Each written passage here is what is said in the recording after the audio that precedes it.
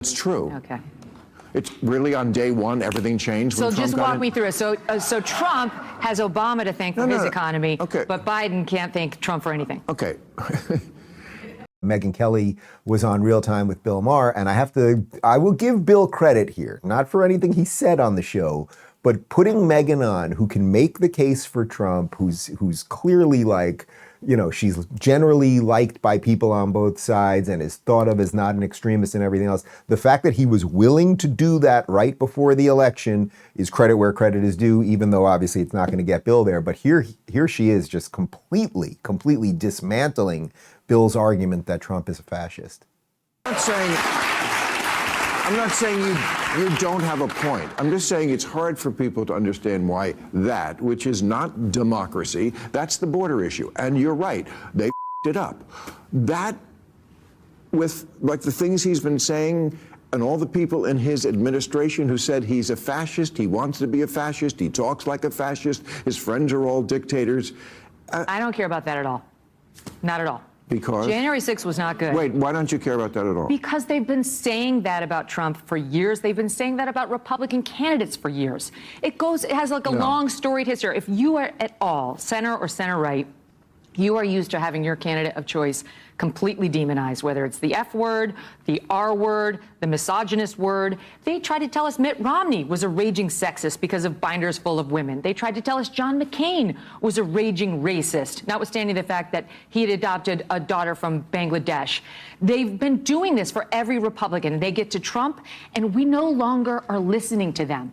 Trump has incendiary rhetoric, there's no question, but we have 4 years to judge him by, and the country was going pretty well when Trump was in there, unlike the 4 years we've had under these two. Well, I mean, I could argue with that too. Actually, if Trump had this economy, and I could go through all the stats, the stock market is through the roof, wages are up. Not as high as it was under Trump. Well, first of all, Trump inherited somebody else's economy. That's what Barack Obama would like us to do. Well, it's true. Okay. It's really on day one, everything changed. So just walk me through it. So Trump has Obama to thank for his economy, but Biden can't thank Trump for anything. Okay. Let's get off this. Because it's not what I really want to get to.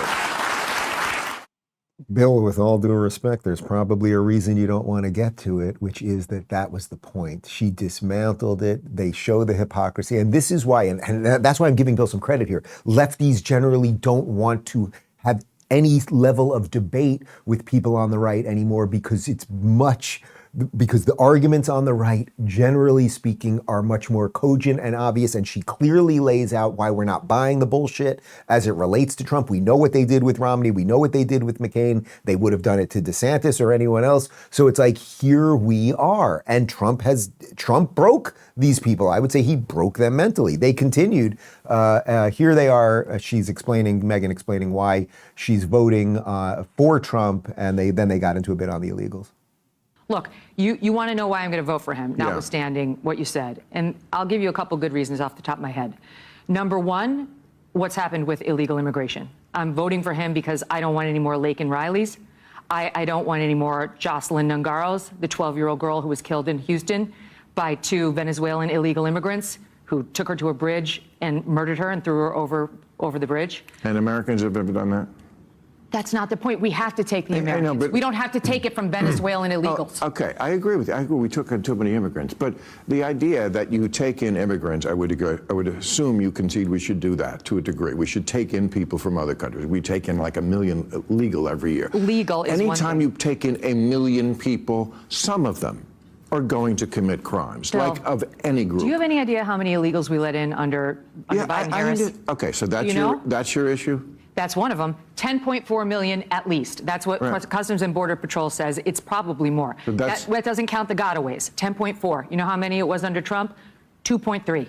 But that's more important than democracy and That is democracy. What is America if we let in another 20 million illegals who come into your community, who overrun your town, who endanger you, who take up social service money so that your community center closes, so that you can't pay for basic services for your townspeople? We're talking about size of things, like Arnold Palmer.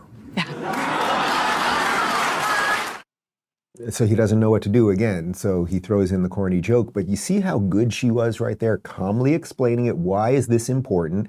And then the standard, Bill's sort of giving you the standard liberal response is, well, people do bad things. Even legal immigrants do bad things. And it's like, well, that's not the point. And then then they do the trick. The great trick, what they're really trying to do with everything is, okay, you point out 20 bad things that the Democrats have done that Trump did better. And then they go, but what about democracy? He's a threat to democracy. And then she just perfectly, like with the scalpel, just perfectly dealt with that. She was like, well, this is democracy. You don't have a democracy if you just have people overrunning the streets. You don't have democracy if you have to give services to illegals in lieu of giving services to your citizens. You don't have democracy if, say, there's a horrific hurricane that hits North Carolina and $300 million has gone to illegals. So these things are all deeply, deeply connected. And I assure you, having just been in New York City for 3 days, and we did a video, if you may have seen it on Twitter, if not, we'll show it on the show tomorrow. I walked by the Roosevelt Hotel, the once world famous Roosevelt Hotel that is now a migrant shelter, and it's insane. There are hundreds of people waiting outside on top of the hundreds of people that are inside, and God knows what they're doing, what their intentions are. There's a lot of kids now, so I was relieved to see that not everybody was, a male of military fighting age,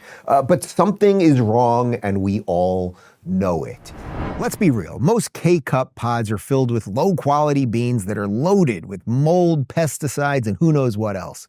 Studies have shown that mold and pesticide residue are big issues in mass-produced coffee, and trust me, you can taste the difference. Stale, toxic coffee isn't the way to start your day. That's why Rumble's 1775 coffee is a game changer. Their new K-Cup pods are packed with single-origin, high-altitude beans, hand-picked for maximum flavor with no shortcuts. Whether you prefer medium roast, dark roast, or their mushroom blend with lion's mane, reishi, and cordyceps for a brain boost, these pods fuel your mornings without the junk you get from big brands. Now you don't have to sacrifice quality for the convenience with K-Cups. Head on over to 1775coffee.com/Rubin and use code Rubin to save 15% off your 24-pack today and power up your mornings with the best.